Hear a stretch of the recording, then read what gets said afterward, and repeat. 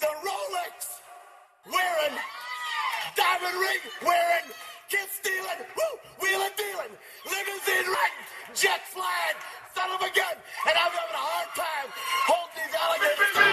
You're talking to the Rolex wearing, diamond ring wearing, kiss stealing, wheeling dealing, limo jet flying. We Rick flaring on us, flaring on us. We Rick flaring on us. You talking to the Rolex wearing, diamond ring wearing, kiss stealing, wheeling dealing, limo jet flying. We Rick flaring on us, flaring on us. Check, we Rick flaring on us, flaring on us. It's apparent these girls staring. I'm Rick flaring, gold across my chest. I'm fresh to death. I'm Paul Bearing, not at all scary. When I open like Betty Wops and find to these Urkels that's going in like a carry shot.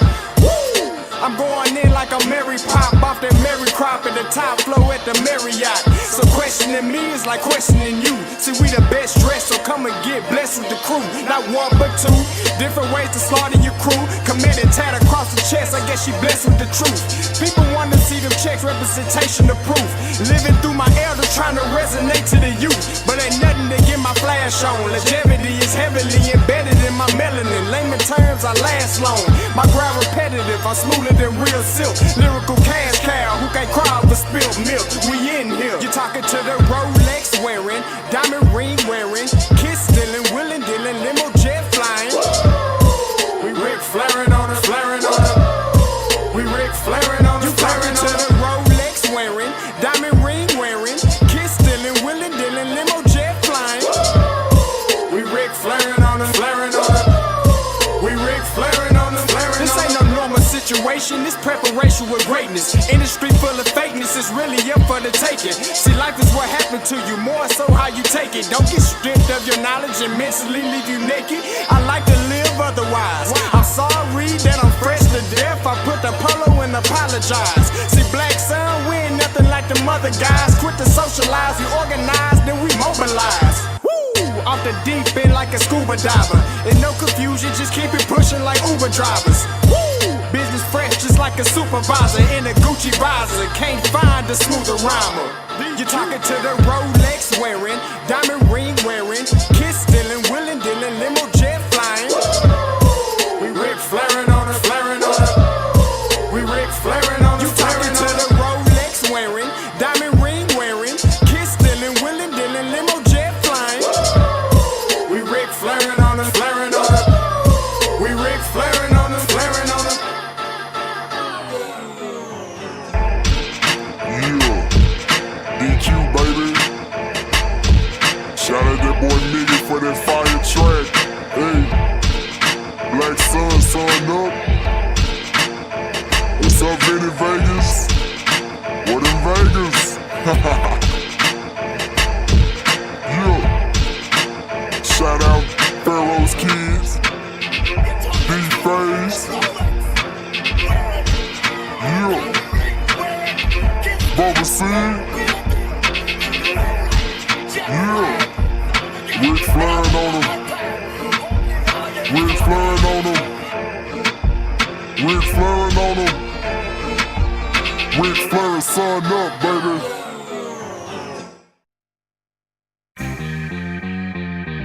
Hey, Roundtable Season 2. Scotty and Blue. Backpack coming through. Let's square it away, ain't nothing like the round table. I pay you if able to find better on cable. They made you appreciate Scotty and Blue. Football media, walking encyclopedia. Scott understand, the Blue got the stats handy. Football, the topic around it, they ain't dancing. Stat sheet longer than Clifford Harris's rap sheet. He run a phone, see why you playing them that deep. Awkward silence, no need to be quiet. You know you saw the game, we might as well talk about it. Somebody caught a body in front of everybody. Pick six, cornerback out here committing robberies. How much you wanna bet we could cover the spread? 50 yards in the game, 100 after the catch. Throw it up if you want, I'ma grab it and flex. Season 2, Captain Pettier, still with the mess. You can move how you want, but we gon' move too. Round table with your boys, yeah, Scotty and Blue. Backpack. What is going on, everybody? It's your boy Scotty, and you are watching the Round Table with my boy Blue. What's good, man? What's good? Man, I swear to God, I'm still jealous that you got your mama body hoodie, the Andrew body jacket in your colors. That's That ain't right. That ain't right. Shout out to Miss Body though, man. Always looking out for both of us, man. Shout out to her. Yeah, for real. Love Mama Body. Love me some Mama Body. Hey, listen, you might see me and Blue, breaking our necks because we are analysts, so we are watching the game as we are talking about this show as well. So we multitasking at the best we can. I just want to give you the heads up. So when y'all be like, what y'all looking at? We watching the game too. All right. That's fine. So yeah. All right, Blue, let's get into it. Let me see where we're going to start. Hey, let the people know, Blue, where we gonna be at. Down in Baton Rouge, as Coach Green likes to say. Baton Rouge. Oh man, hey, I get to see my guy Brandon, man. The people who have really been supporting the show. Remember, old Brandon, man. He lives in Baton Rouge, so I'm gonna get to go over and see him, man. So I'm excited to go down there, and also excited to see what I think is probably the HBCU game of the week. Absolutely. And that's not even a question. The big rivalry. Listen, it's gonna be a YouTube bonanza down there. Me, Blue, J Max, Swagger the Fool. Everybody is literally going to converge. Smash is going to be down there. Everybody is going to be at this game. It's going to be epic. So I'm telling you, set your dial tones. I know.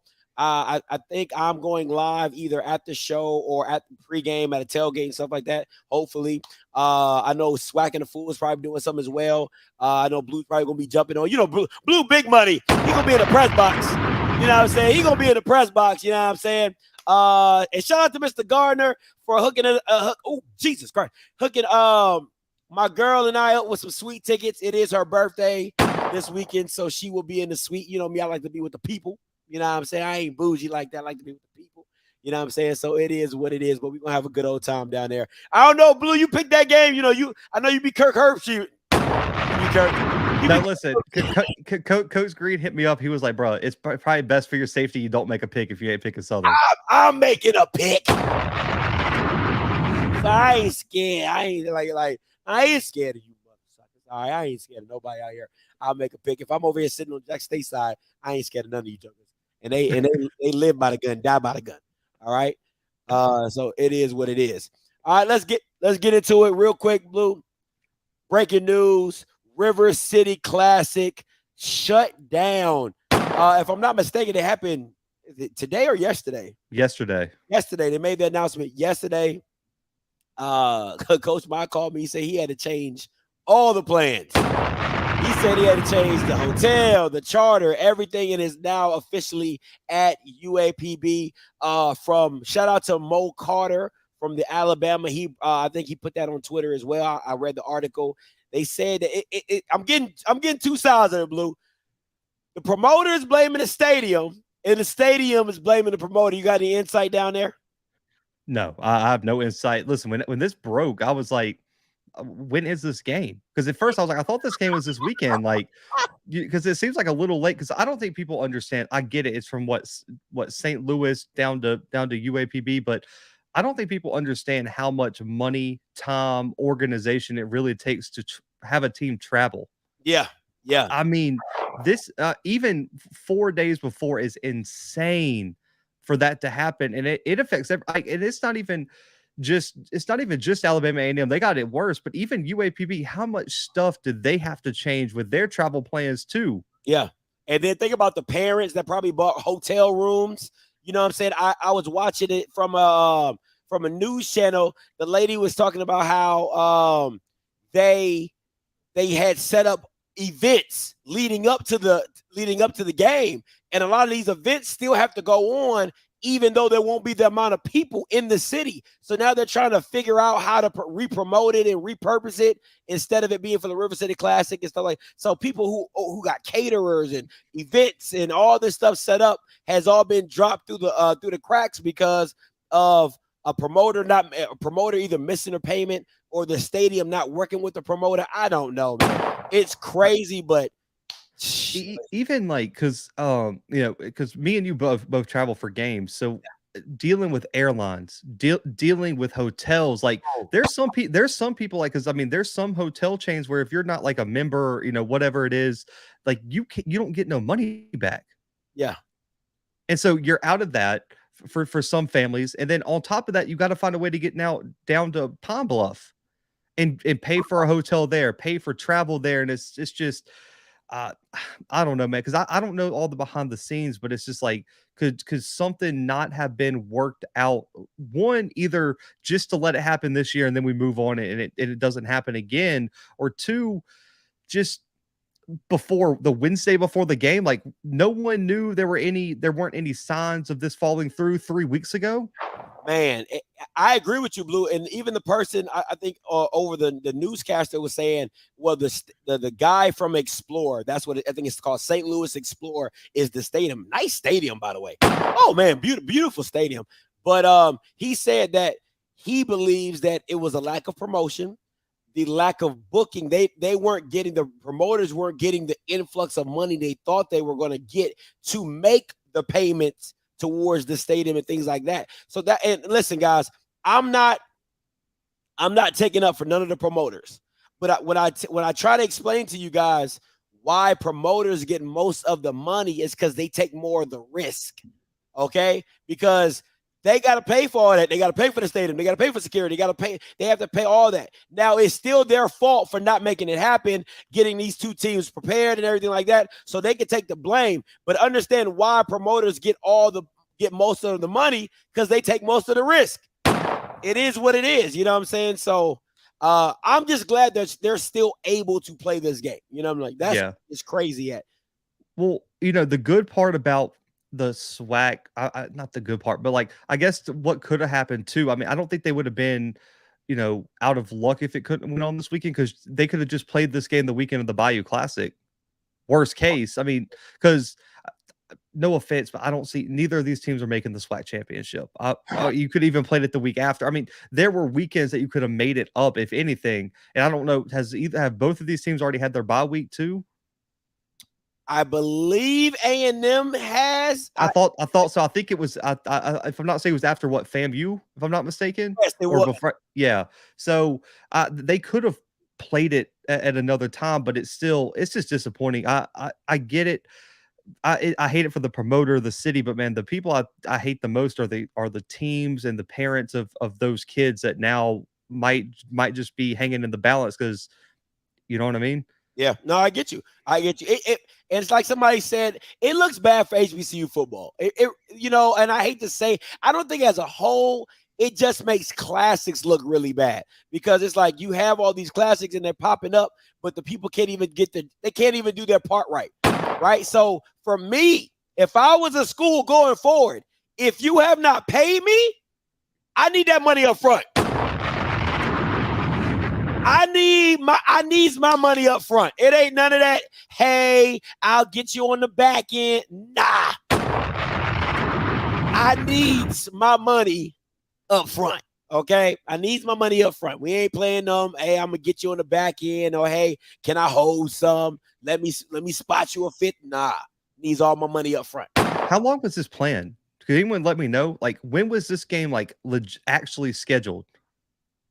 This Saturday. It's for this Saturday. No, not that. But like, when was this agreed upon that they were going to play in this classic in St. Louis? Like, what was that announced? Like, what, last year? In the summer.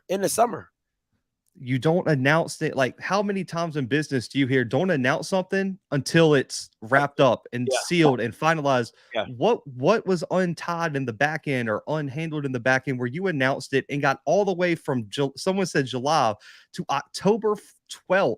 What in the back end and underneath the surface wasn't handled up until Wednesday? Why?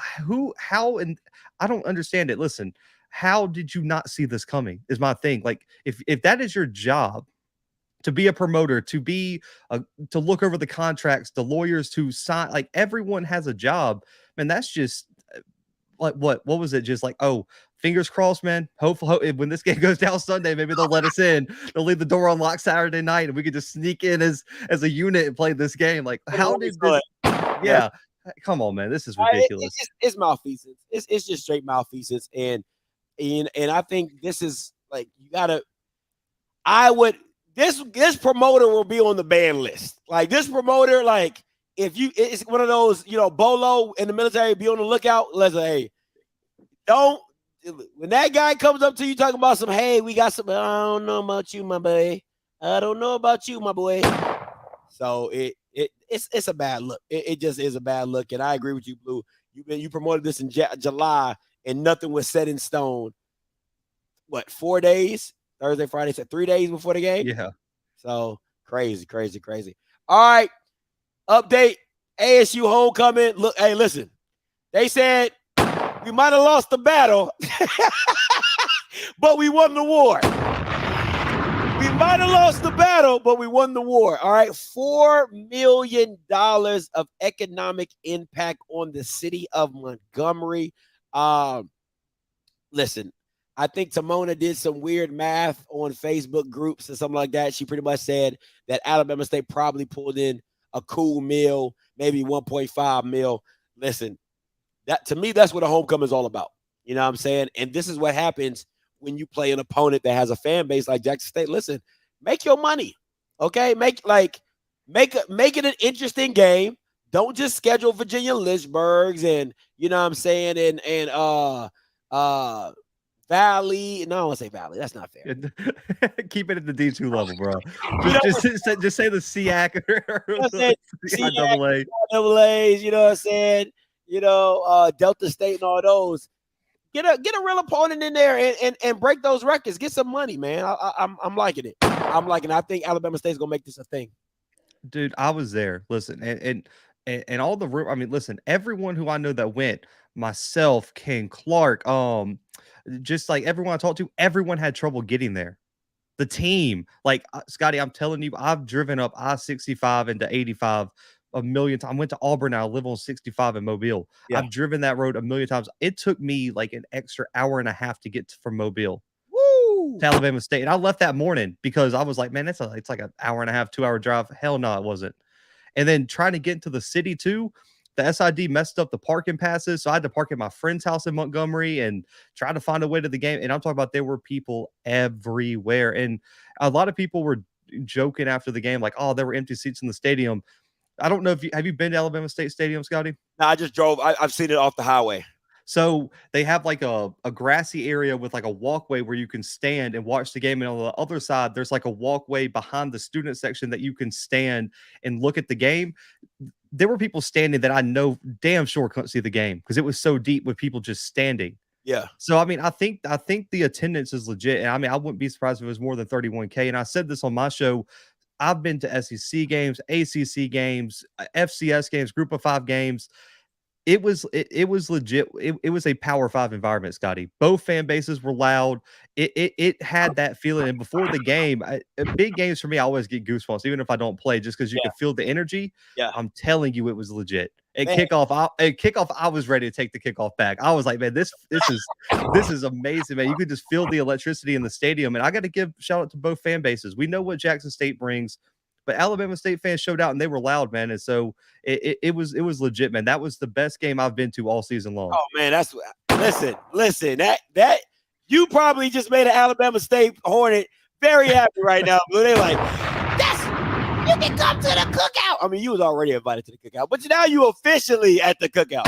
You know what I'm saying? But I you know what I've heard from BJ, Alabama State is probably one of the most beautiful stadiums in the SWAC. The facilities top notch. I don't know. Did you get the chance to go to the Nest? They got a little lounge inside. Did you ever go to that? Because the Nest. No, I didn't go in there. You know, they said it's like cigars, like a cigar lounge and music and all type of stuff. You know what I'm saying? I'm waiting for them to get some girls up in there. Just like, you know what I'm saying? Anyway, but no, I'm glad. I mean, that's saying something from you though, Blue. I mean, you've seen a lot of Auburn games, you've seen a lot of Alabama games and Power 5 games in general. So to compare that to, you know, that environment, that's what's up. And did you go to you went to the Soul Bowl, or did you not go to? You didn't go to. You went to the Soul Bowl? No, I didn't. Remember, I was living in Kansas last year, man. The only game I went to last year was A&M and Jackson State. And let me just say, in terms of rivalry, Alabama State showed up way better than Alabama A&M did last year. And the environment was so much better. And I don't understand why, because Alabama A&M was supposed to be a better team than Alabama State was this year with the kill glass and that thing. I mean, you got to give Alabama State and Jackson State some credit, man, for bringing the fans out last weekend. That's good. I'm glad you. I'm glad. Listen, if you Southern fans are probably like, nah, wait till you get down to the Bluff. You know what I'm saying? Southern and Alcorn, they be like, it's gonna be lit. But I'm excited. I'm glad.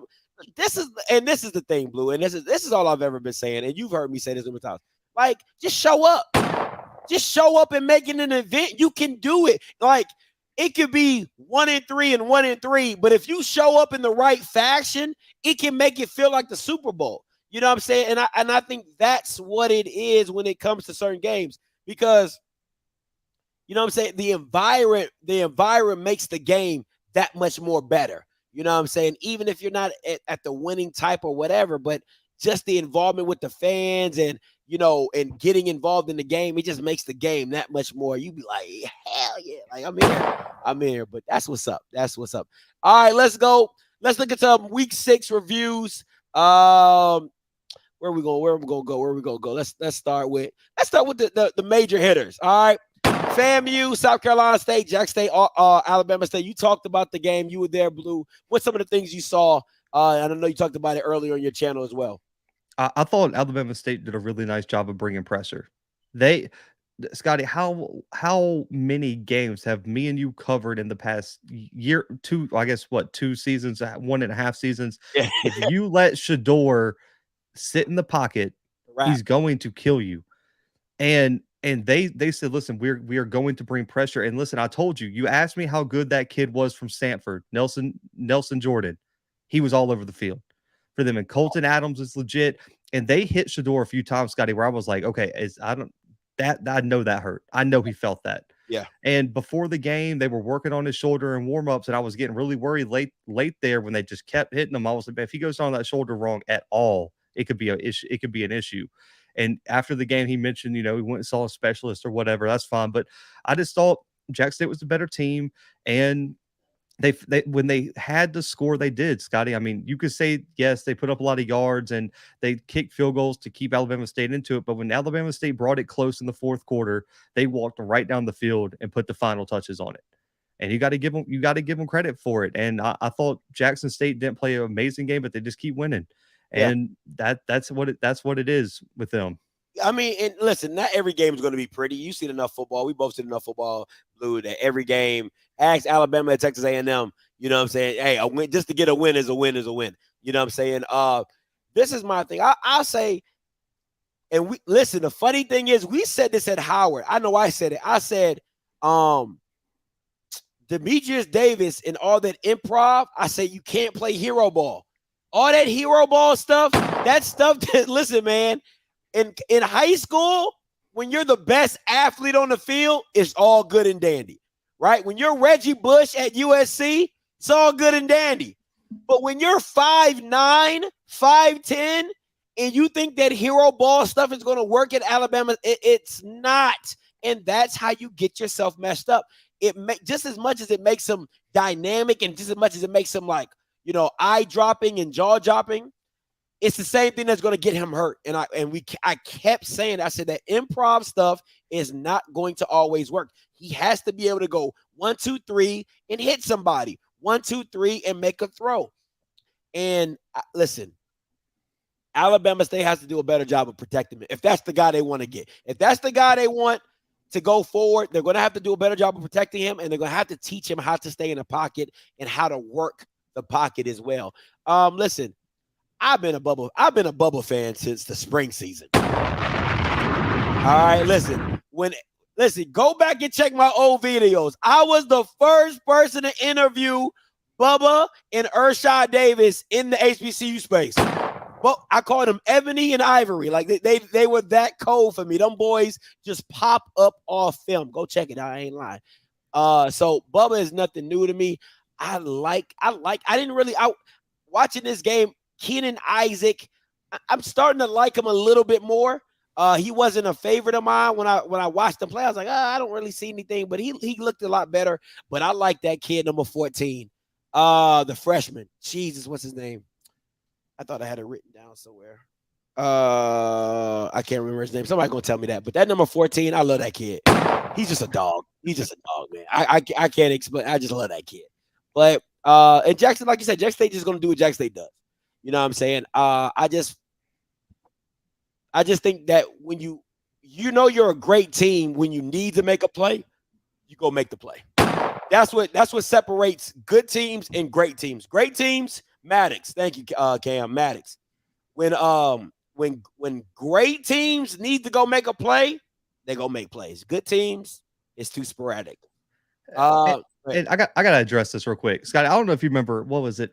Probably over a year ago, when the Jackson State fans twisted the words after Shador said that stuff at SWAC Media Day and was like, "Oh man, Blues promoting hurting quarterbacks. Like he's a piece of shit." Yeah, and here they are. Every Jackson State fan on YouTube right now is bragging about they've knocked 5 quarterbacks out of games and hurt. So where's the energy? Where's that energy, Jackson? I need the same energy from y'all that y'all wanted to give everyone else. So y'all be bragging about knocking out quarterbacks now. I just wanted to call that out. Go ahead, bro.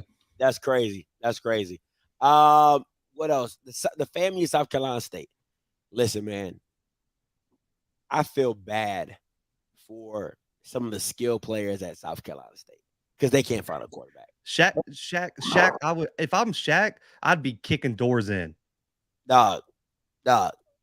There's no reason. And listen, shout out to Kendall Bowler and BJ Bowler being the first brothers to have 2 picks in a game for FAMU. Dope. I mean, that's just a dope stat. You know, you and your brother get a pick in one game. Absolutely amazing.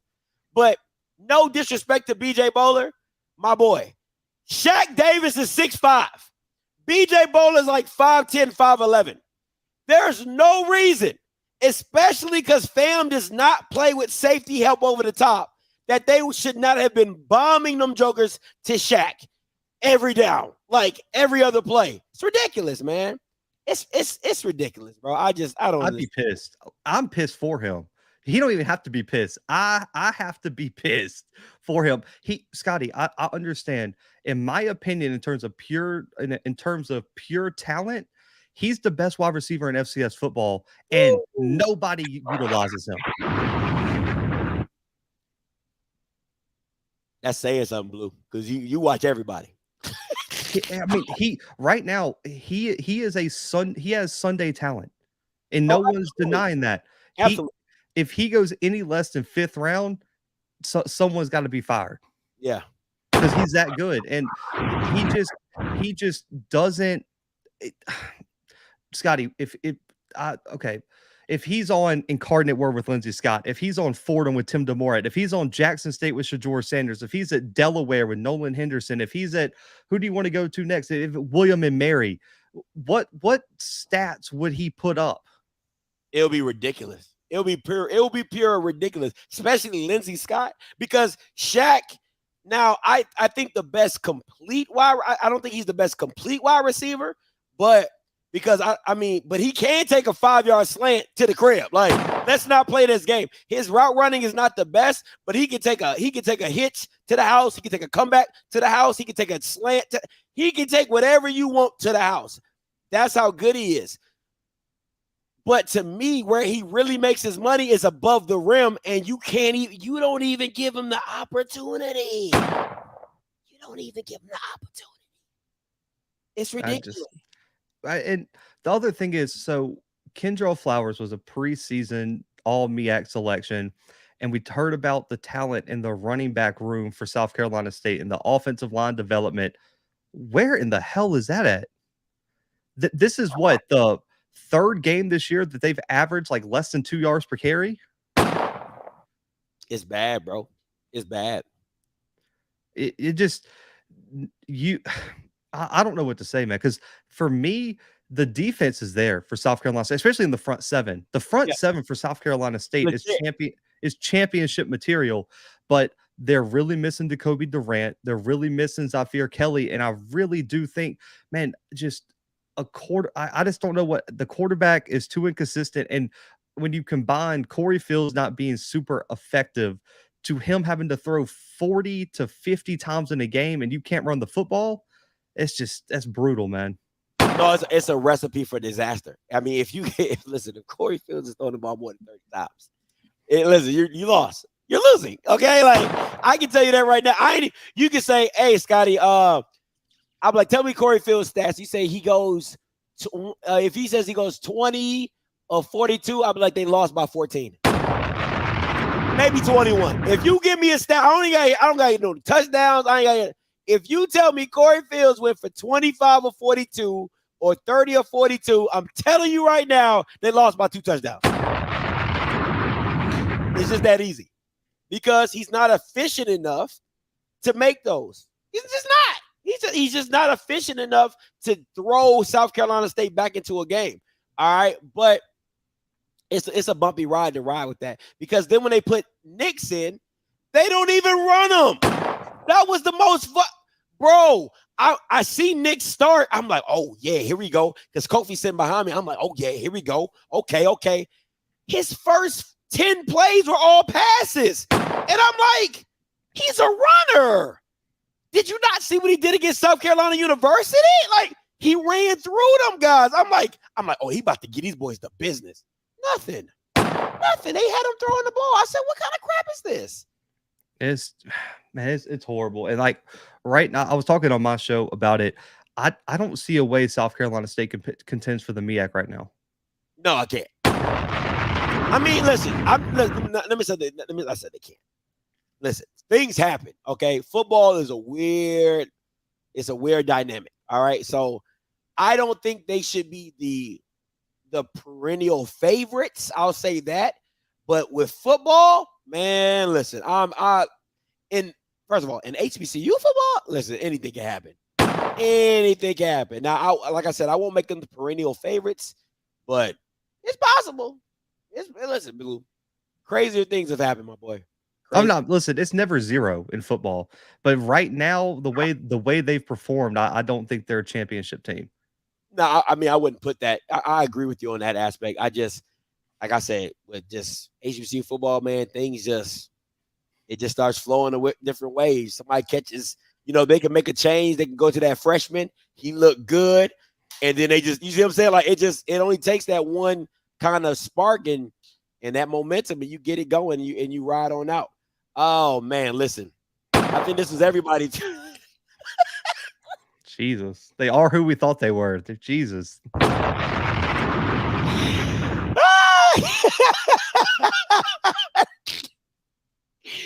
Listen, man. Jesus is getting ugly. I told you. He's so good. Rashard is so good. We said it was going to go. They running away with this game. Josh over there, happy as a mug. Listen, I said it. Nobody wanted to believe me. I said, hey, PV does nothing special. I said, PV does nothing special. All they do is run the ball, and they play base defense, and they make you make mistakes. That's it. And they control the clock. That's it. They don't do nothing special. And Southern exposed every bit of it. Point blank, period.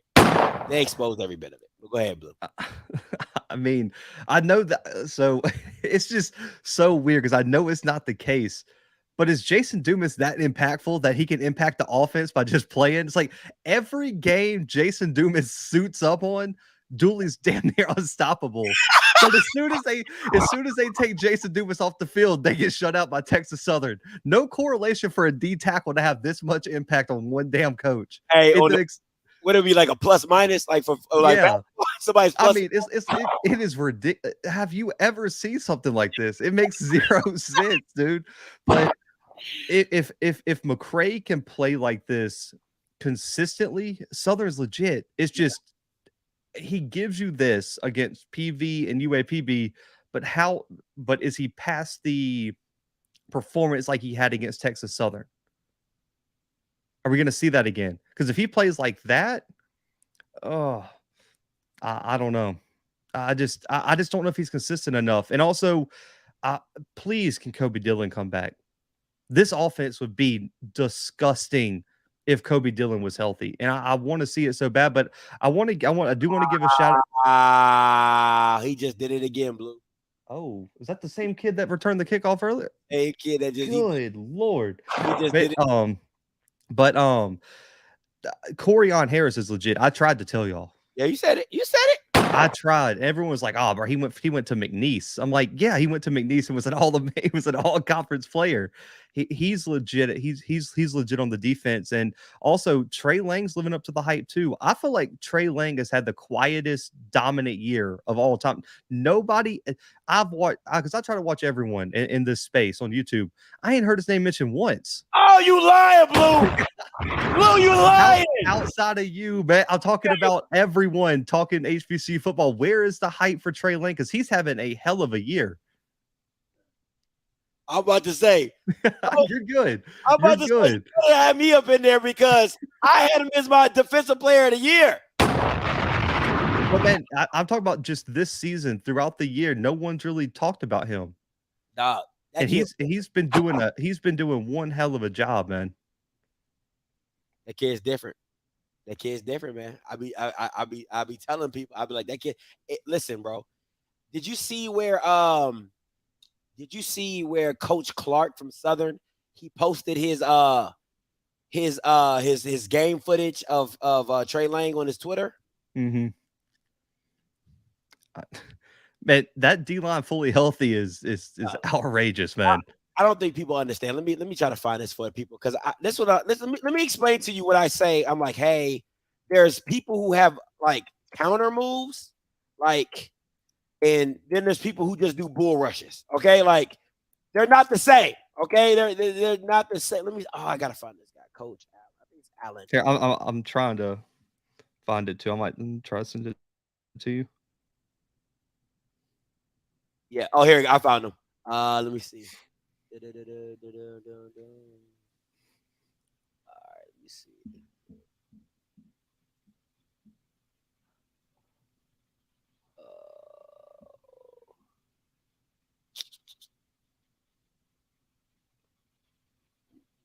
Oh man, I thought he posted it.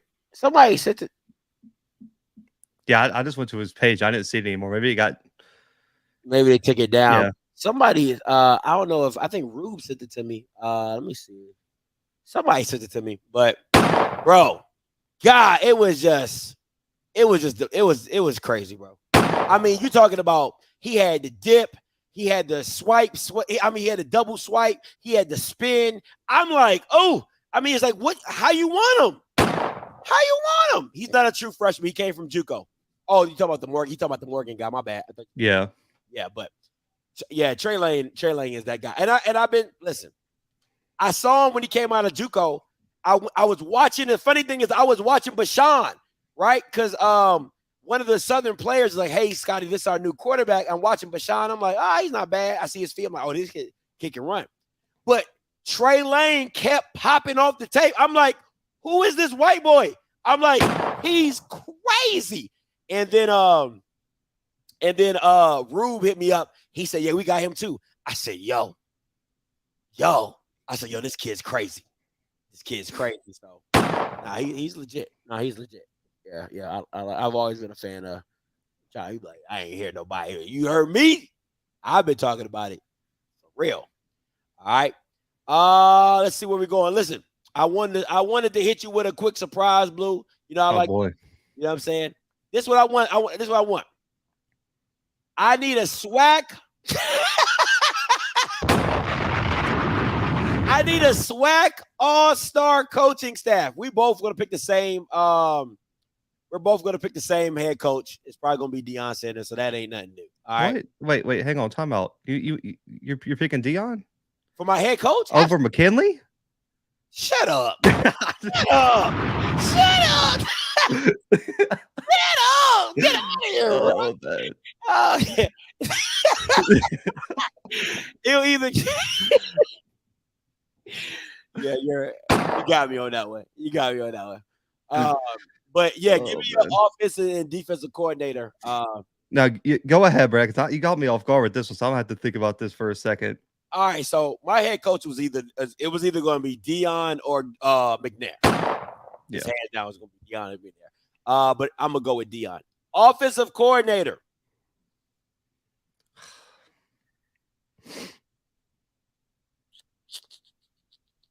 I got to go with DT from Alabama A&M because of what he's done, and I know what he's capable of. and I know what he's capable of. And I want people to understand, right? My pick for this defensive coordinator is not. It's not based off. I'm thinking of a person who won't have talent. Like I'm thinking about a coach, like that can coach up talent. I got to take the dude from Alcorn. I got to take. I don't know what his name is. I got to take the dude from. I got to take the dude from Alcorn. I just love the way he has that defense looking. So yeah, I got to figure out his name though. What's the dude from Alcorn's name? Let me see Alcorn's coaching staff.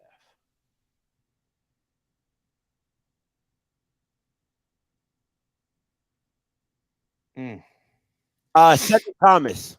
Cedric Thomas. Yeah, so head coach Dion, offensive coordinator DT, defensive coordinator Cedric Thomas. Man, you kind of. I agree with you. I'd go with DT. I still wish. I don't know. Maybe I have a bias as I like him as a person. Man, I wish KJ was still in the swag. I like my guy KJ. I wish I could go get him from LA out there, but I'll go with DT. And I mean, you could go DT defensive coordinator with Thurman, but in terms, because I don't necessarily need Thurman because I would have Prime as the head coach. I would have an explosive offense with DT. I'm gonna go with someone who has some history in developing some talent too. Not only because he'll have the recruiting presence with Prom. I'm gonna go Miller with Southern. He's in year one. Okay. He's done. He did a hell of a job with Dumas. He brought in Corian Harris. We see what's happening with Trey Lang.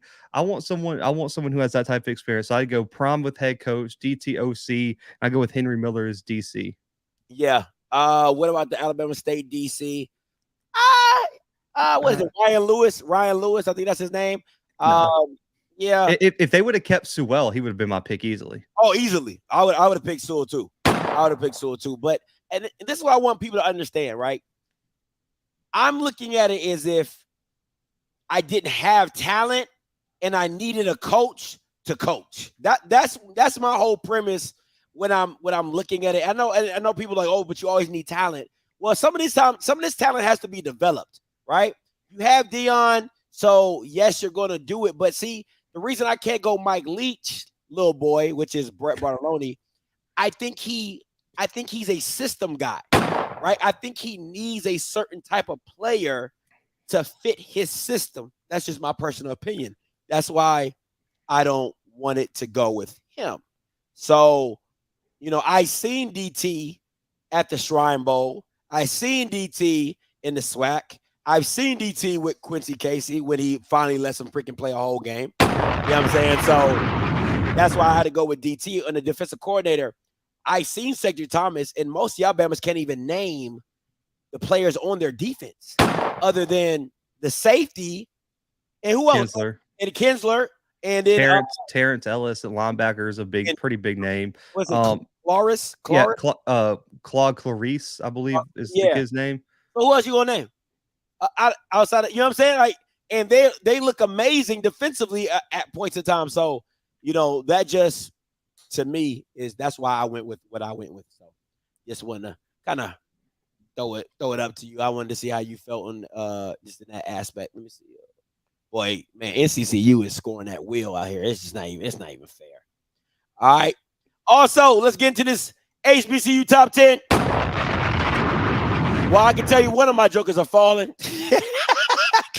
My number 9 is gone. All right, Blue, go talk through yours.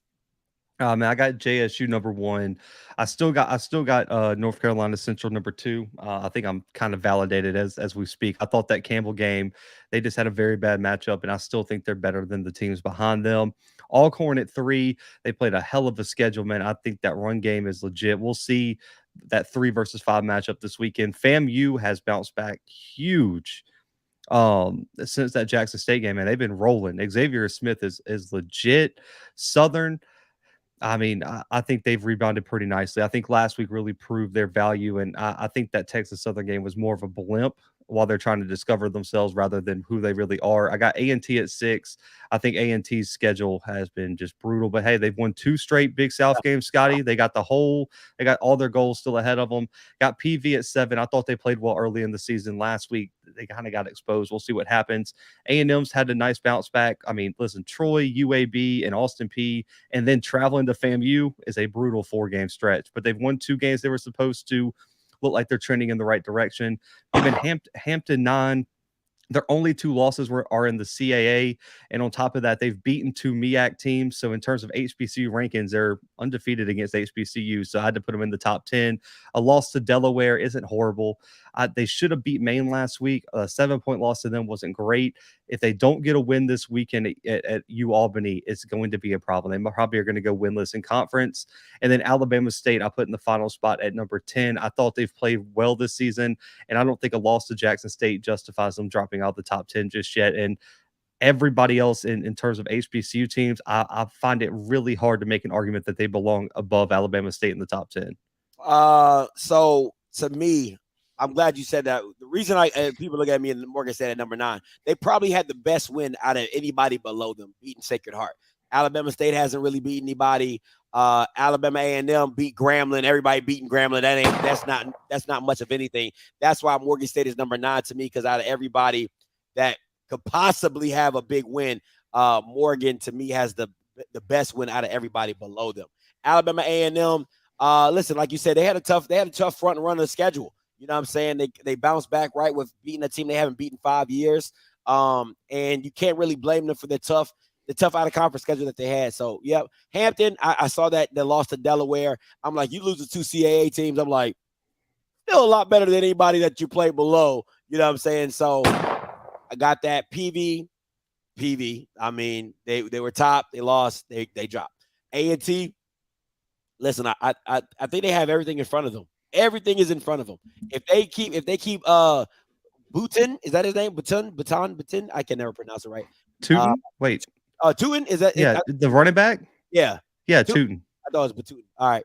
But if Tootin keeps doing what he's doing, I think he's going for the record for Tariq Cohen's I think 5. Yeah, if he gets 100 yards, he breaks Tariq Cohen 100-yard rushing record. Yeah, so they got that. The A&T and FAMU.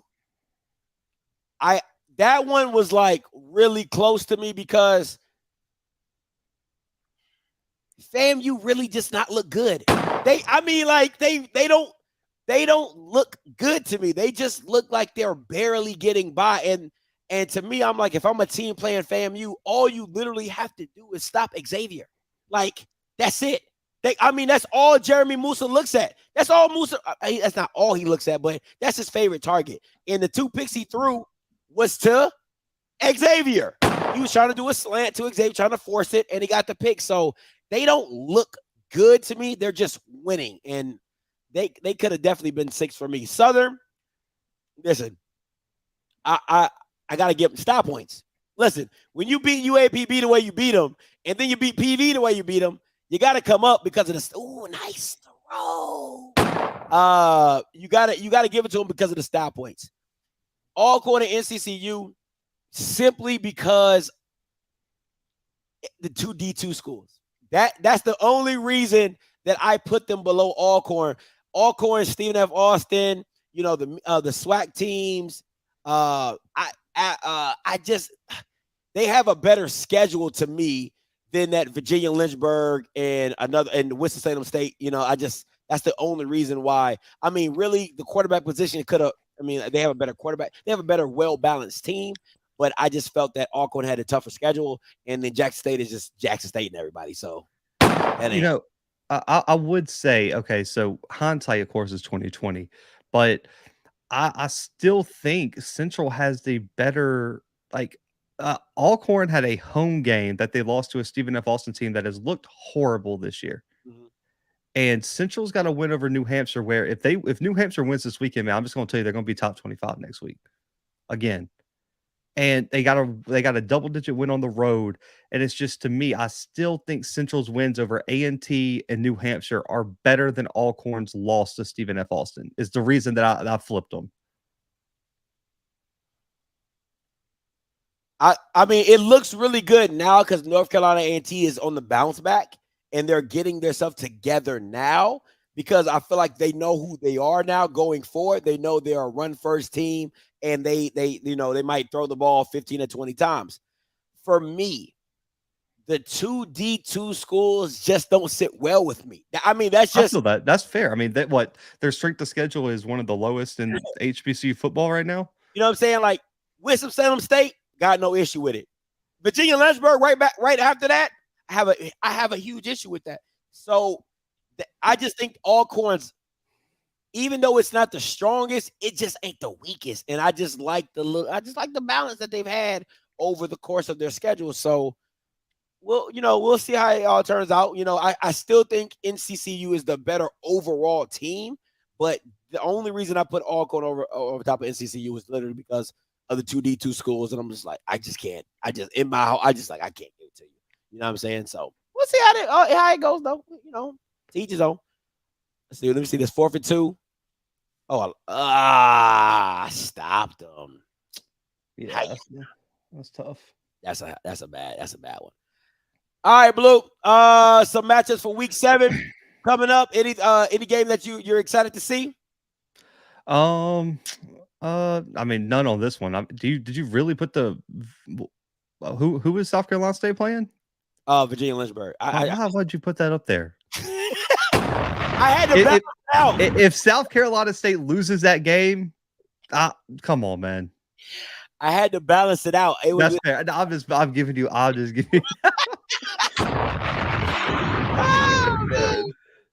man. But no, I mean, I think this slide probably be a little. I don't know how. So I don't know. I think you popped out on HBCU Nightly. There were a lot of people picking Valley for the upset this weekend over Alabama State. In Montgomery? Yes. They think they're going to have a letdown after that emotional Jackson State game. I don't know about that one. I mean, I didn't pick them. Like, I think Alabama State wins. I don't think Valley's very good at the end of the day, but there's a lot of people who think Valley's going to come in there and surprise Alabama State just because of that they're it's like Reggie said here, they're calling it a trap game. I mean, it is. I mean, technically, because you're looking forward to the Magic City Classic, because that's the big one. But tell me how they gonna score. Like, I'm with you. Yeah. I'm not. And listen, Jamari Jones is not my favorite QB. You know what I'm saying? I think he's serviceable, but if I'm Alabama State, I just gotta stop Caleb Johnson. I mean, like, that's literally all I have to stop and put the game in Jamari Jones's hands. So. But on the flip side, Alabama State gotta get their running game going because, Santo Dunn needs more carries than Ja'Cory Merritt. Can I just say that? Because I feel like I'm watching the Dallas Cowboys with Ezekiel Elliott and Tony Pollard, and people are still giving Ezekiel Elliott, carries. Like, bro, no, you're not that guy anymore. I'm not saying Ja'Cory Merritt's not the guy. I'm not saying that. He's I'm just saying Santo Dunn, to me, more explosive, more physical. I love the way he runs the ball. I think they should give Santo Dunn more carries. That's my personal. I don't disagree with you. And I mean, I think if I had to pick these games, I got Alabama State, Jackson State, and A&M. I think A&M's a better team. I think they look like they're starting to turn a little bit of a corner. I just got to see them continue that. And I need a big win this weekend. And that running back from Michigan State that has emerged due to what's his name transferring. He is a stud. Dog, that Bama is legit, bro. Number 7. Oh yeah, legit. He's legit. And he's monster. But this is my thing, Blue. This is gonna sound really bad, and I hope Gary Quarles isn't watching this.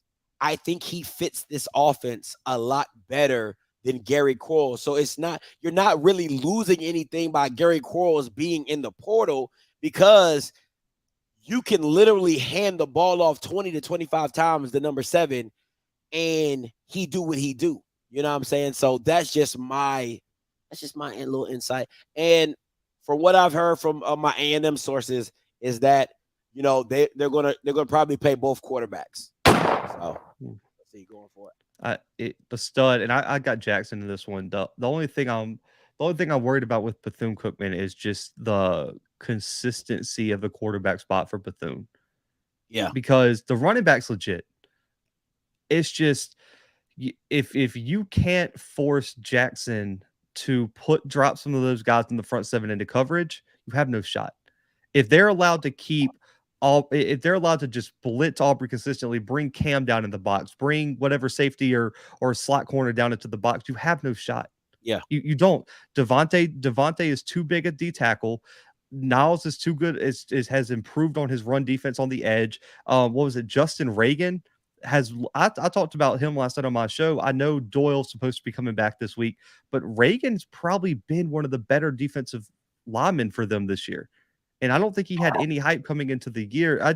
If you can't force Jackson State not to load the box, man, I don't know. And do you trust? We'll see what Kamari does. He hasn't had a great year, to be honest with you. But do you trust anyone in that Bethune-Cookman wide receiving unit to give Nugget problems one-on-one?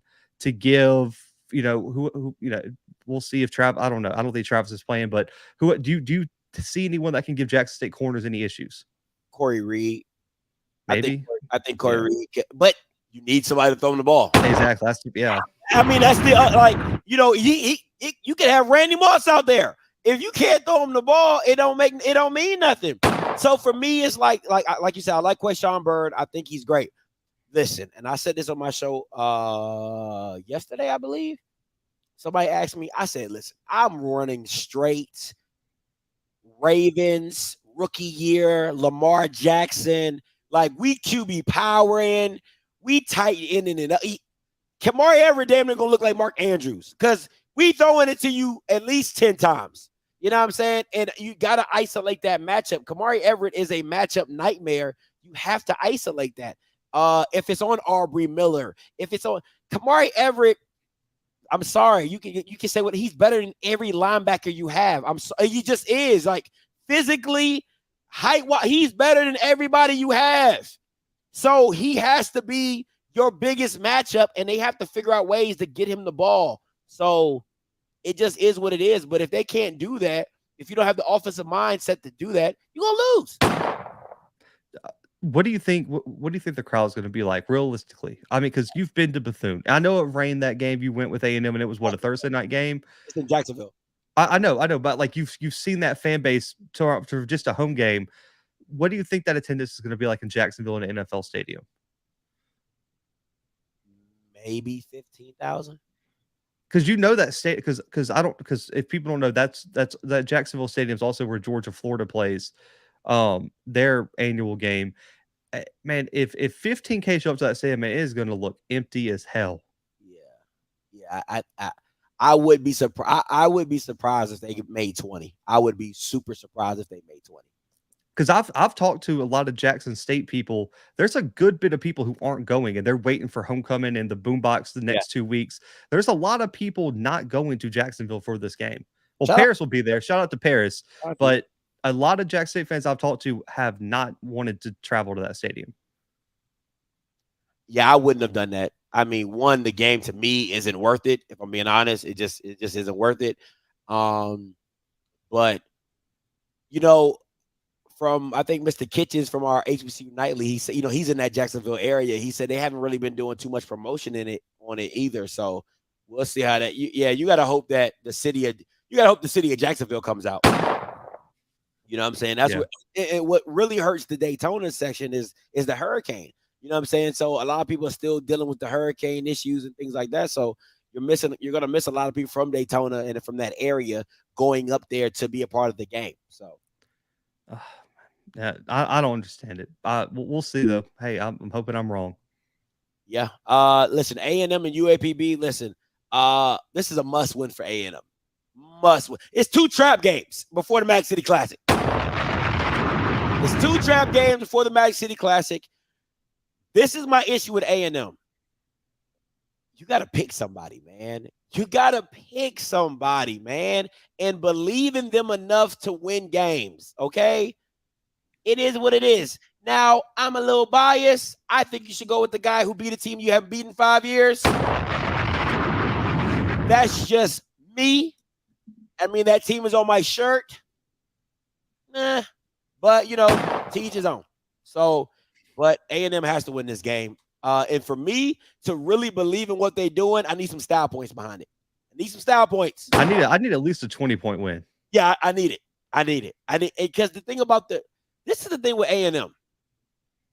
Their defense looked good early in the season, right? Against Troy, against Austin P. Dang, that boy got a cannon. But it's been slacking in SWAC play. In SWAC play, they haven't really been able to get it together, and I'm wondering why. So we'll see. We'll see how it goes, because Grambling putting up 31 points, and Grambling ain't been able to score pretty much on nobody other than Jackson State. They just go on Jackson State, though. So we'll see how that goes going forward. All right, some other trap game. FAMU and Grambling. Listen, I think this is a winnable game for Grambling. No, it's not. The bye week is a winnable game for Grambling. That's about it. This is a winnable game, Blue. I'm trying to tell you, bro. I don't see it. I really don't, man. I'll let you convince me, man. I'll let you take it first. I need you to convince me how this is winnable for Grambling. I don't see it. Okay, first of all, I want to be very clear. FAMU does nothing special on defense. I want to be very clear. If you watch FAMU play, they literally play like either cover zero, where they don't have a safety, but they don't blitz. So a lot of their safeties are in the box. So you have the one-on-ones on the outside and stuff like that. They play a very base style, cover three, cover one man, all that type of stuff. They don't do anything. Isaiah Land has not been special. I want to be and he's hurt. Okay, so he's not in the game. Gentle Hunt has been up and down. You know what I'm saying? So you have that, right? Offensively, it is literally Xavier or bust. Offensively, that's what it is. It's Xavier or bust. They don't even use Shareed like they should, in my opinion. You know what I'm saying? And then here's the kicker for me. Willie gonna Willie it up. He always does something that you're just like, what are you doing? Like, it's just like, bro, the game is in your hands and you're effing it up. So this is what listen. If Grambling can play the press man and stay underneath and over top of Xavier, they have a chance of stopping him. If they apply pressure early to Musa, he gets rattled very quickly, and it's in the hole. So, and Maurice Washington could be playing in this game as well. Lamborghini, I don't think it's an easy win as people are saying it is. I really don't. I think this game, I think Grambling can win this game. I'm not picking them to win, but I think they can win this game. And I have this game 31-28 FAMU. I don't mind. At least you're still picking FAMU. I was about to say, you know what else is in the hole? The stock of the quarterback position for Grambling.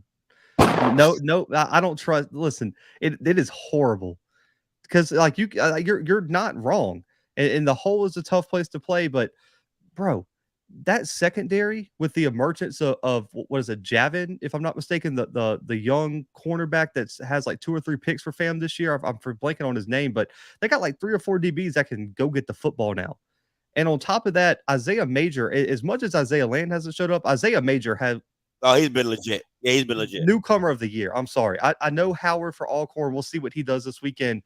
Right now, I would vote for Major as the newcomer of the year.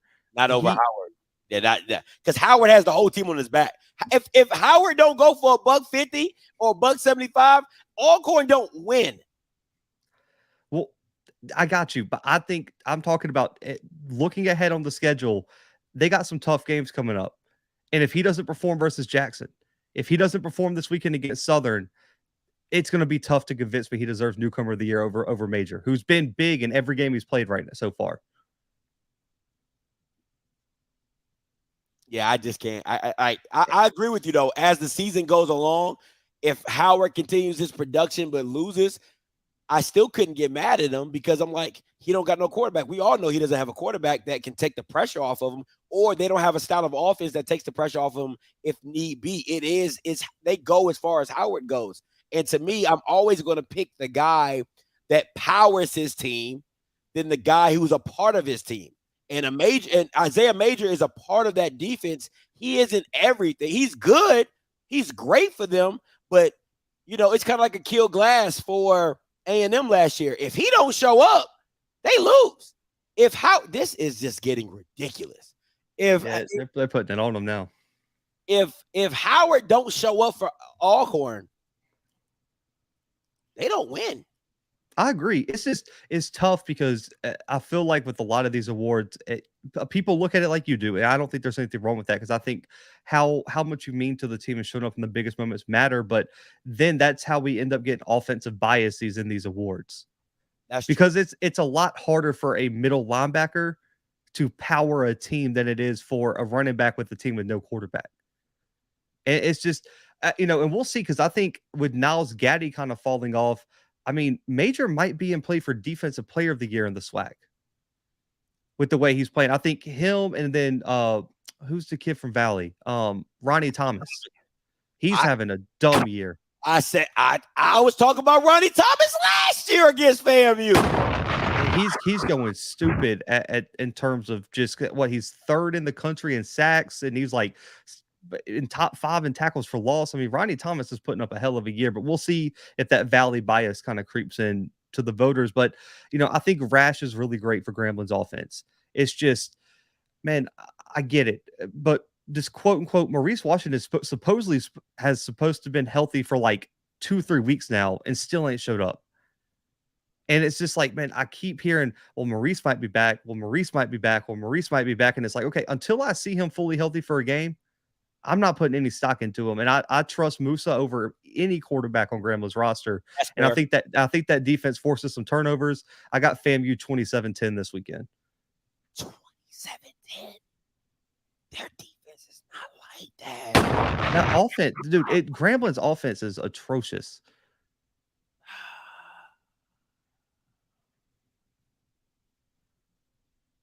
This dude said he went for 22 or 29. Guess who he played? Valley. He played Valley. Okay, stop playing with me right now, bro. Stop playing with me right now. Oh my God, are you kidding me? Are you kidding me? What do you do against UAPB? All right, shut it up. 10. Listen, 10. Bro. Listen. I agree with you. Quintarius Hawkins isn't the best. Chance Amy isn't the best.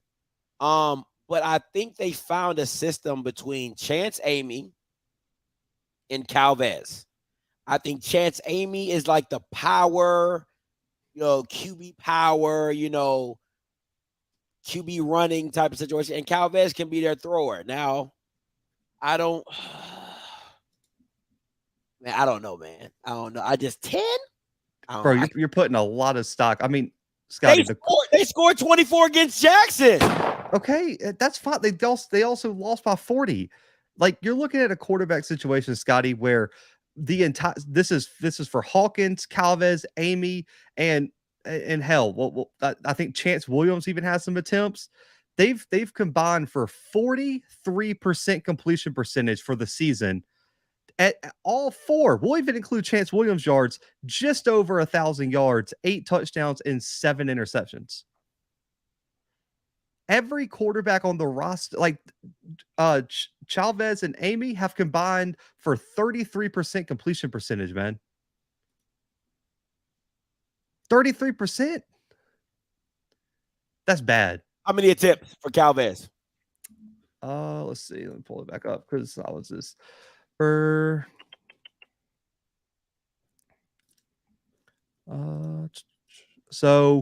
Calvez has went 15 for 45 with 3 interceptions. So that's for all his games that he's played. Yes. Okay. Last week he went 8 for 17 for 74 yards. 8 for 17. You know what I'm saying? Listen, man, he's a freshman, man. He's a freshman. But I mean, I I just can't see a blowout. I just can't see it because I'm not saying Gremlin won't lay down.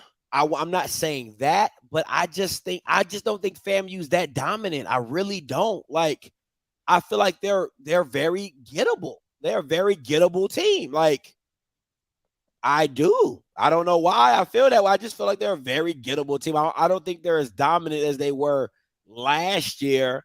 You know what I'm saying? All around the board. I think they're a very beatable team. And go ahead. My bad. No, you're fine. You good, bro. Oh no, I was gonna say if FAMU loses this game, I need them to go sit in the corner for the rest of the season. I don't want to listen, Mr. Campbell. You're on timeout. Kofi, I need you to give the belt to yourself next week on the. Just go sit in the corner if y'all lose this game. That cannot happen. Oh man, that boy said timeout for the rest of the season. Listen, you know what, Blue? I'll make you a gentleman's bet. I bet you $1. Gremlin wins this game. I bet you $1. Bet I got you. I bet you $1. All right, I bet you $1. I don't know why, man. I just think Gremlin has an opportunity to be. This FAMU doesn't seem scary to me. They just don't, man. They really just don't. All right, listen. Oh man. All right, game of the week. Alcorn Southern. I know you're not picking it. I'm picking it because you Mr. Kirk Herbstreit. But just talk about some of the stuff that you want to see. One, I want to see the rushing attack of Alcorn go up against the front seven of a healthy front seven of Southern. Listen, North Dakota State, South Dakota State plays this weekend. I'm very interested in that one. That's the second best matchup I want to see in the country. Mm-hmm. I want to see if Howard can do this against Dumas, against Lang, against Jordan Lewis. I want to see him do it. And on top of that, I just want to see if McCray can be consistent. He's had 2 really great performances these past 2 weeks. Can he do it against a really talented Alcorn State defense? And the thing that I think is getting overlooked for Alcorn, Scotty, I don't know if you've looked, they are top 5 in the country in sacks this season. Man, listen, Cedric Thomas, he brings it. He be blitzing. I love it. And that's my concern for Southern is if he's blitzing and McCray's uncomfortable in the pocket and he's getting hit and his eyes start to creep down, he's not an accurate enough passer to be awful with his fundamentals. If you can get in his head, it could get real interesting. And so that's the 2 things I'm looking for. And listen, if Dooley starts racking off wins with Dumas in, I'm calling a conspiracy theory because a D tackle should not have that type of impact on a whole team. And also, are players going to get suspended? The SWAC sent out an email today saying that they are really investigating and do you think this coming? I hope it don't. I really don't, because said player that we will speak of no name was kind of like dead smack in the middle of the video. So I saw it. Yeah. But they said it was before the game, and some people are saying, whatever. I hope it does not happen. I really don't. I think it'll really mess up this game for me. Did you see the announcement from the SWAC? Yeah, I saw the email. Yeah. I don't know, man. I hope no one gets suspended, or if they do get suspended, can it be after this game? Be the next game. Can it be the next game for Virginia Lynchburg? So for me, and yes, Timothy Green, TG, we will be down in Baton Rouge. Me and Blue will both be down in Baton Rouge. For me, I want to see what McCray looks like. And because listen, PV was a base style defense. They rush 4, they don't blitz, they sit back. That's just what they do. This team, and I want you guys to pay a very close attention to number 44, right? Number 44 on Alcorn. If you want to see a kid with a quick get off, I'm talking about the ball says hike, his head is past the tackle type get off. You want to watch number 44 Alcorn. The boy's legit. I just want to see what McCray looks like. I think this game is going to boil down to how comfortable Dooley gets McCray, how Jordan gets go. Is it Gerard? I'm sorry, I don't know why I said Jordan. Yeah. Rod Sims, he definitely needs to get going. And listen, they have playmakers. Petrie, Cornelius, I think his name is. they have playmakers on the outside and give them an opportunity to make plays. That pass that Petrie caught in the end zone, that he had to jump that was like a 35-inch vert. It was ridiculous. Alcorn for me is how do you block up the front? How do you block up the front? Because if I'm being honest, I don't see you guys passing on this. I really do not see. And I love CJ Bowler. I think CJ Bowler is outstanding of a wide receiver. I just don't see you guys doing really well with this back end. I think as much as that front four is legit, listen, that back end is not a slouch. You know what I'm saying? You got the Jordan kid from Bowie. You got Corian Harris. You got the other kid from Bowie. I mean, like, the back end is full of all conference players. You know what I'm saying? So I really want to see what Alcorn looks like blocking up this front, and can they make passes against this back end? Because if I'm the defensive coordinator, I'm manning up and I'm loading the box. I'm manning up. I'm cover one, cover three, cover two, keeping everything in front of me. But I'm loading the box because I know you're going to try to run the ball with Howard, and we're going to make you throw the ball. So I'm excited. Listen, I'm going Southern. I'm picking Southern 35-21. I think 35-21 Southern. Listen, if you're, like I keep saying it, if you're the team you're supposed to be, you come into you're at home. You go into Mumford, you set a tone, and you get up out of there and you look for the Boombox Classic. That's what it is. You get in there, you get out, and you look towards the Boombox Classic, and that matchup being crazy. Yeah. Which team is this a bigger win for? Southern. Because to me, if I'm being honest, Southern to me has more expectations. So if you win this game, it puts you in the driver's seat because you beat PV, you beat Alcorn. Texas Southern ain't jumping up that high to get back into the, you know what I'm saying? So it really puts you in the driver's seat to walk into the SWAC championship. You know what I'm saying? So that's why this possibly, because Alcorn hasn't lost a SWAC game. So let's say they beat Alcorn this weekend. They're both sitting with one SWAC loss. So Southern has a tiebreaker for first place. If Southern, I guess they both got to play Jackson. That Jackson game becomes real important for both of those teams. Yeah, it does. And then they have Grambling at the end as well. And that's we know Grambling is Grambling, but at the end of the day, it's still a rivalry game. So you have to see how they show up to play. So for me, I got Southern winning this one, 35-21. And I'll say this: I think if Dumas gets going early, it could get really ugly really quick. A fact. Yeah. I mean, yeah. Now, if they suspend people, I got to go Alcorn. I just want to be very clear. If they start suspending Bamas, I'm going Alcorn. I ain't even going to hold you. I'm canceling hotels. I'm going to another game. I'm out. Baton Rouge, we out. All right, call lines open. Let's see where we have 518-263-8124, 518-263-8124. TG, coming to you. What's up, TG? What up, Scotty? What's good, E? Hey, man, get the likes up. You already know what it is. Get the likes up. Facts for both of us. Dog, I live in BR, dog. What's good? Boy, you sound like you underwater. What's going on? Man, I got something. I got this sync going. Hold on. Can you hear me now? Yeah, barely, but I can hear you now. Nah, my bad, dog. I ain't even be underwater, dog. Bloop, bloop. Hey, what, dog? I'm in BR, dog. Okay, congratulations. Yeah. Hey, dog, I'm just saying, hit your boy up when you touch down. Oh, that's too easy. Yeah, that's too easy. Hey, I'm picking Alcorn, my boy. Alcorn.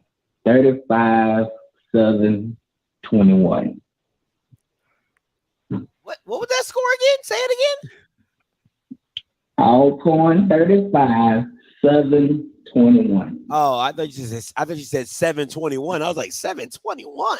Like, what the hell is that? No. Alcorn 35, 7, 21. That's my scope. That's what I got. Holla at your boy when you get to BR. All right, appreciate it, TG. Got you. All right, let's go. 4802 coming to you. Hey, calling you live. What's going on, Scotty? What's up, sir? What's going on? Calling from Huntsville. So I want to speak on that game, that Southern Alcorn game. I think Alcorn gonna win that game, mainly because they run the ball really well. They're gonna control the clock, and if Southern goes down at any point in the second half, they're not gonna be able to throw the ball on them because the pass rush is too good. So I see Alcorn winning that one pretty convincingly. I don't think that Valley is a trap game for Bama State. I think that's gonna be a 2-touchdown game, and I'm actually more nervous about the A&M playing UAPB. I don't know why, but I am. What other game is it? I mean, I will be I'm missing too, the game. depending, especially if you're doing like two quarterback set type stuff. Like, stuff. Listen, man, stuff can get really ugly really quick. And UAPB has talent, so I don't want people to think like they don't have talent. But I just don't believe in the 2 quarterback set. That just don't. I never liked stuff like that. Yeah, what game am I missing? Is it Grambling FAMU? Grambling FAMU. Yeah. So FAMU is definitely the better team, but we rooting for Grambling. I'm just gonna keep it a buck. We rooting for Grambling this week. Oh man, I got you. But yeah, that's all I got. All right, sir. Appreciate the call, bro. Hey, coming to you, JB. Hey, calling you live. Evening, gentlemen. How y'all doing? What's up, JB? What's up? Okay. Before I go any further with this, breaking news, Scotty and Blue. I'm actually agreeing with something Deion Sanders said a few weeks ago about the game against VCU coming up. The game was moved to Jacksonville to try to key in on Deion's popularity. I said that shit from day one when it was first announced. The game was supposed to be in Daytona. They gave some excuse about, okay, well, you got bike week, something like that going on. I played in the band at Cookman. And guess what? We had home games in Daytona when bike week was happening. So, it's like, so then I guess they try to avoid bike week was a BS excuse. They were trying to capitalize off of someone's popularity. They were thinking, they said, okay, it's going to be a big time party, big time classic type atmosphere. From what I was told, JSU's band is not coming. I'm not surprised because their homecoming is the following week. Why would they travel to Jacksonville or Daytona or whatever for a game when they got their homecoming the following week? That makes absolutely zero sense. Well, I mean, and folks from Daytona got hold on. If I'm being honest, it actually worked out in their benefit because the hurricane happened, so y'all wouldn't have played at Bethune anyway. That is true. So we did have that other option. Yeah, that's one. But it's like when it first came on and whatnot, they tried to cite JSU's population, fan base coming, stuff like that, and that was everything else. So okay, but now it turns out that fate has it that worked out that you have an alternative place to play the game. So that's one thing. Now my question for Blue, and Blue, I saw this on your podcast earlier in the week. Number 1 versus number 2. What are your thoughts about that? And I saw your Peyton finalists. I saw Lincoln Scott and DeMora. I think you're right. It's about between 1 and 2 for those guys. And what are your thoughts about the guy from Monmouth? I saw some film about him earlier today. What are your thoughts about him? Appreciate the call, JB. Appreciate you, man. Yeah, I picked South Dakota State for the upset. I got South Dakota State winning 23-21 over North Dakota State. It'll be their 3rd win in a row over the Bison. And I just think, man, North Dakota State has had a problem stopping the run, and their offense relies too much on the run. South Dakota State has yet to allow a 100 yards rushing on the season. They're missing probably their top 2 defensive linemen due to injury. Isaiah Davis is clicking. Mark Gronikowski and the Yankee twins have an amazing repertoire or a rapport. And then also Adam Bach in that front 7 for South Dakota State is going to be too much. Give me South Dakota State for the upset. And in terms of my Walter Payton finalist, if I had to vote today, I'd give it to Lindsey Scott. Lindsey Scott has had the toughest strength of schedule. He's got an FBS win, a top 10 FCS win. I would give him the Walter Payton as of right now. I would have Tim DeMore at 2nd. And the kid from Monmouth you're talking about is Jaden Sheridan.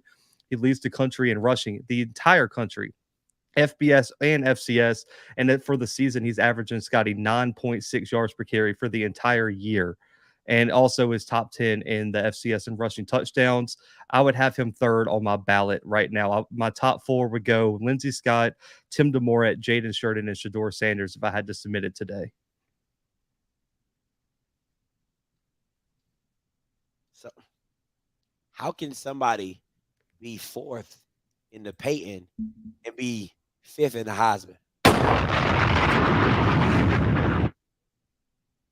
Bro, keep it a buck. You know why he put him on there. Let's just keep it moving. I get it. I understand it. Oh man. I just, I kind of understand what I'm saying. It's a question. It's a question. I'm just curious. I'm just curious. I don't watch a lot of Power 5 football. So, it's just like, hey, how does that happen? How does that work? You're not the best at FCS, but you're 5th in the Heisman. To each his own. To each his own. Well, there's no more callers, Blue, so we can get up out of here and watch this game. Tell me when you leave for Baton Rouge. I'm actually packing up tonight because I'm flying out in the morning. So yeah, I'll be packing tonight, man. I'll be driving tomorrow. And you see, I got the easy trip, man. Mobile is in the mecca of traveling for Southern FCS football. Like I just got like a 2.5 hour drive tomorrow. I'll be up there. Me and Coach Fred, the Coach's Corner dropping tomorrow. We also might have a special live show tomorrow night with Coach Fred McNair and a few of the Alcorn players at the team hotel, man. I can't let y'all know where that is, but we'll have a live stream there. And yeah, they'd be pulling the fire alarm all night, and then the Coach's Corner is shut down for the whole year. But stay tuned for that. I'm sure me and Scotty and us and Swack and the Fuller could probably have some things going on at the game, and I can't wait, man. But other than that, I'm just traveling. Hey, that's what it is, right? Hey, for me as well, traveling. We'll be down there about Friday at 11 or noon. I'll be in Baton Rouge. So listen, I want to be very clear. It's my girl's birthday. So if you see me, you're gonna see her. So if you want to talk to me, you need to bless her. Okay, I'm just telling you that right now. So if you're like, hey, Scotty, I'm like, hey, birthday girl. Hey, birthday girl. All right, birthday girl. So just go ahead and get some cash or Cash App or something. All right, just know I'm gonna hold you to it. All right, because she got to spend her birthday weekend at a football game. So it's not. Hey, at least you got her to the suite, man. At least you got her to the suite. Man, shout out to my man Gregory from Care South, because he came through for me on that one. I ain't gonna even hold you. Came through for me on that one. But hey, so listen, guys, we appreciate y'all for tuning in. We about to get back and watch this massacre. But until next time, guys, you know what I'm gonna do. I'm gonna holla. God bless.